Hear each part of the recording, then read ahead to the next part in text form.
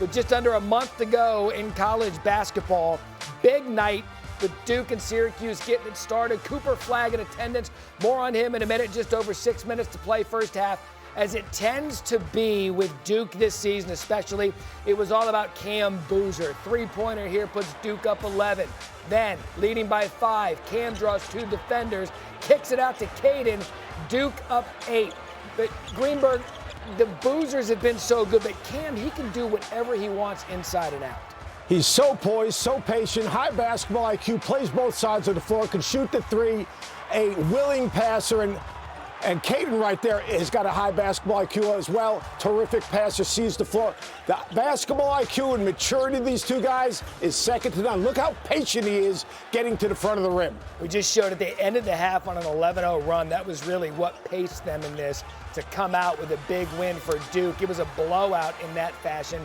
Boozer had his 8th 20-point double-double of the season, tied with North Carolina's Caleb Wilson and Washington's Hannes Steinbach for most by any D1 freshman. He has been that good, Seth Greenberg, and hard to believe that I'm even going to ask this question, but is Cameron Boozer having an even better freshman season than we saw who in attendance last night, Cooper Flagg, did a year ago?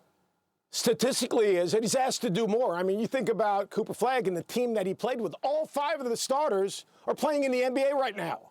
I'm not sure that's the same for this year's Duke team. But his poise, his basketball IQ, his maturity, his feel for the game, his patience, his toughness, his physicality, it's absolutely incredible. And then consistency and efficiency. He's as efficient a player as there is in college basketball. He plays to contact. He never takes a bad shot. He plays to win, and that's the thing. In his DNA, there's one thing and one thing only that's important, and that is winning. See right there, paint touch, boom, makes the right pass. His brother knocks down the 3. He can shoot the 3, almost shooting 40%. He works his people into the block. He can finish playing behind the zone. His feel for the game. So as great as Cooper Flagg was, especially with that group around him, he doesn't have the same group around him. He's asked to do more, and he has delivered every single night. And oh, by the way, when your last name's Boozer at Duke, you kind of have a legacy to live up to. He's done that and more in the early part of this season. And in this era, Coach, you have to believe every star freshman, they're going to be one and done and go on to the NBA. So when you watch Cameron Boozer play, who do you compare him to in the NBA? Not his daddy. Paolo Banchero, another Duke great. The poise that he plays with, the versatility of his game, his ability to drive closeouts, his ability to stretch the defense, his physicality on both ends of the floor, his feel for the game. To me, body type, skill set, physicality, feel, IQ, competitive spirit.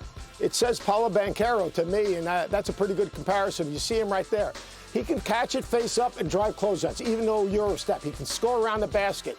He can penetrate, kick out, make plays for others. So, to me, very similar to Paolo Banchero, a guy that basically another guy that had great success at Duke, but more importantly, this guy right here, his versatility is something special. Yeah, a lot of success with a lot of these Duke freshmen. They come in, they make their mark in college basketball, they move on to the NBA, and had a great career. So we had the star power early. Then in the nightcap of 2 of the best teams in the country in the Big 12, you had the 2nd-ranked team, Houston, 6th-ranked Iowa State. This game was just so good from start to finish. Houston down 19-13. Fleming's drives, stops, elbow jumper, cut the Iowa State lead down to 2. And it was really Fleming's, coach, that paced the way. 6'4" guard, has a middle game, shoots the 3. Great change of speed, change of direction, uses that rhythm dribble to jump up and knock down the 3. Terrific finisher at the rim. Then all of a sudden, Iowa State figured some things out right there. Iowa State drawing a double team and playing out of those double teams, 4 and 3 behind. And this guy, Joshua Jefferson, reminds me a little bit of Draymond Green, a big fellow with soft hands who can finish around the basket. But, Coach, it was when they were down 2 and they needed a big bucket. They got it last night. They made all the plays, forcing Houston basically to trap plays. But here, Kingston Fleming's pull-up jumper, bang. As good a middle game as I've seen in a long time. How about Nate Heisey here? How big was this? This was absolutely huge. Great skip pass right there by Jefferson. Heisey, pretty good day for the Heiseys yesterday. Yeah, the Heisey, well, more on his sister in a minute. 70-67 the final in a great one in the Big 12, back and forth throughout this game. And Iowa State and Houston, they could easily win this loaded Big 12. But, Seth, when you look at the conference big picture, do you believe they have the best chance to produce a national champion? Yeah, you put me in a corner. I'm going to tell you this. Yeah, I think that Kingston Fleming is a difference maker late in games. Their ability to get extra possessions on the glass and off turnovers, although Iowa State only turned it over 3 times. Having said that, I'm going to tell you, I think 4 teams from the Big 12 potentially can win a national championship. If Darren Peterson's healthy, Kansas can win a national championship. Iowa State can compete the way they defend, the shot making, and their backcourt defensively.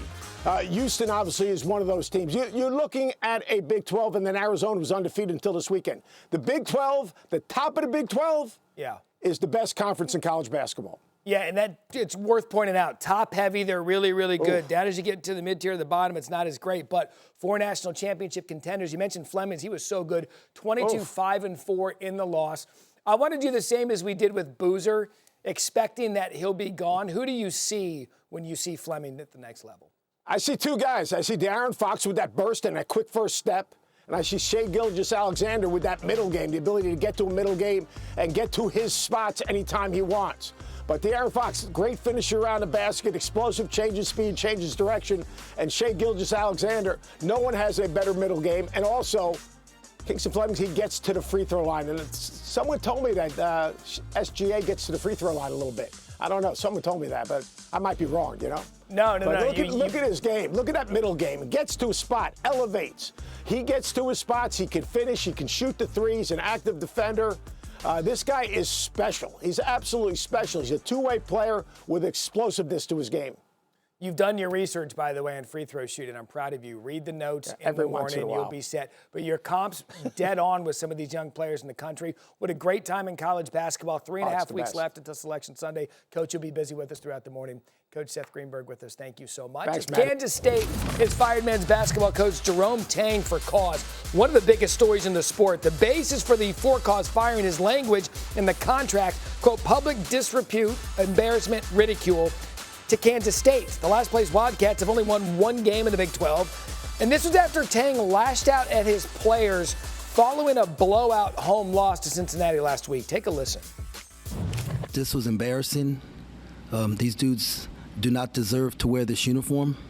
There will be very few of them in it next year. I'm embarrassed for the university. I'm embarrassed for our fans, our student section. You know, it is just ridiculous. We got practice at 6 a.m. tomorrow morning, and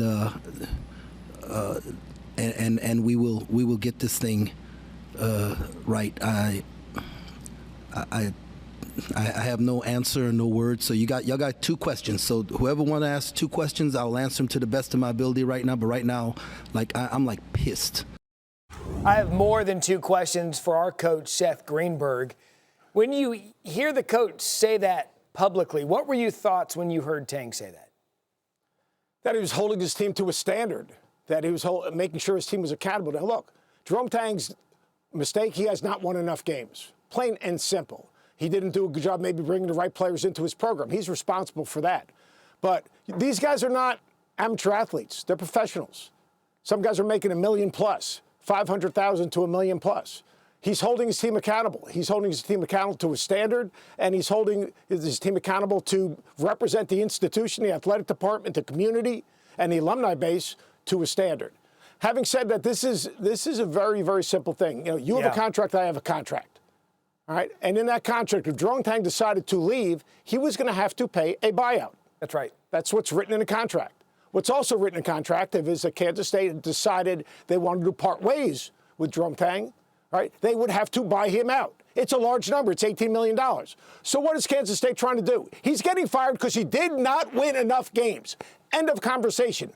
What he did in that press conference, that's not a fireable offense. Let's be honest with it. And saying that it's embarrassing to the university, no, what's embarrassing is trying to weasel your way out of a contract. If the athletic director signed him, the board of visitors signed him to that contract. You know what? Once you sign someone to a contract, if you don't like what that person's doing, you buy them out and you pay them the money that you owe them. That's your choice. That's great. They didn't win enough games. I can't imagine hearing that We've heard coaches do much worse. I mean, they've said much worse than calling their team out, saying they don't deserve to wear the uniform. Maybe they don't. They've won one game in the Big 12.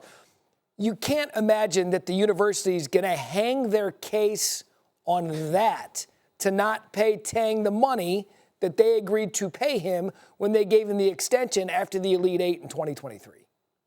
I agree with you, Matt. In fact, I think they're setting themselves up to be sued for damages because the disparaging remarks they're making and saying that he's being fired for cause, unless they can prove that to some extent that's absolutely off the charts, if Jerome Tang wants to continue to coach, you know what? They've disparaged him. They've maybe hurt his opportunity to get another job. So, Kansas State, just admit the deal. Look, so he hasn't won the last 2 years. He took his team to the Elite Eight. He made some mistakes in recruiting. He's holding his team accountable, no different than any other coach. These guys are not amateurs. The K-State probably spent about $10 to $11 million on this roster. Wow. They made mistakes. That's just the way it is. But so when you're making that kind of money, there's an accountability. And look, what did he say? We're going to hold him accountable. There's a standard. We're going to come in tomorrow morning at 6 o'clock and resolve this situation. He even had his players run a practice and help prepare for a game to give them more ownership. He's doing everything you can. Now, look, he's got to look in the mirror. He's got to take accountability for one thing. He brought players into the program that did not give them an opportunity to compete at the highest level. That's his mistake. But you know what doesn't say anywhere in that contract? Well, you know what? You did a bad job evaluating your team, bad roster construction, so therefore we're firing you. You're saying that detrimental, embarrassing behavior? Hey, I got a question for you. Matt, you've been around college athletics a long time. Yeah. You've been in a lot of press conferences. Tell me, Rick Pitino, Tom Izzo, Dan Hurley, great coaches, holding their teams accountable. Those guys get credit for holding them accountable, coaching them hard, trying to get guys somewhere they can't get themselves, teaching them responsibilities, building a bridge for them to cross after athletics so they have the habits and the stick-to-itiveness and the character and all those things that you're expecting that you learn through athletics. Come on, man. Just pay the guy the money. And this is going to be a tipping point in college hoops, in college sports, because if you're a coach, and coaches are watching this around the country, if you're a coach and you can't say that, what can you say? This is going to be fascinating to watch it unfold. 3-year contracts coaches are going to get from now on. 3-year contracts. By the way, Tang's at fault for not winning a lot of games in Kansas State. You're probably at fault for signing a bad contract.